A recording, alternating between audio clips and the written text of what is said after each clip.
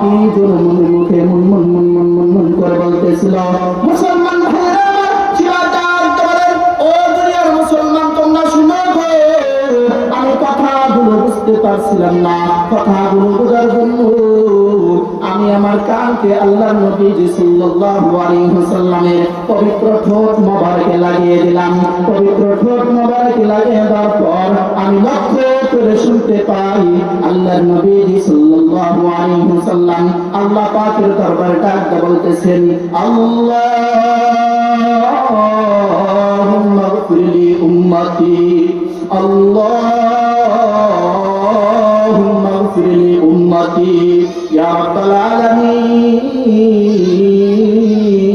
তুমি আমার গুনাহগার উম্মতের জিন্দেগীর সমস্ত গুনাহ খাতাকে maaf করে তুমি তাদেরকে জান্নাতের মেহমান বানিয়ে দেন। বলেন না সুবহানাল্লাহ। আল্লাহ পাক আল্লাহ নবী সাল্লাল্লাহু আলাইহি ওয়াসাল্লামকে এত মায়া মহব্বত ভালোবাসা দিয়ে সৃষ্টি করেছেন।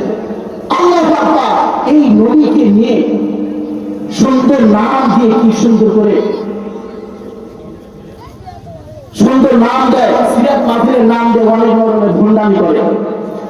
অথচ লক্ষ্য করে দেখা যায় এক মাসকে মাস পর্যন্ত গোসল করে না, মাসকে মাস পর্যন্ত গোসল করে না। আমি কোথাকে লম্বা করবো না, আসছেন আলোচনা করবেন, অনেক আলোচনা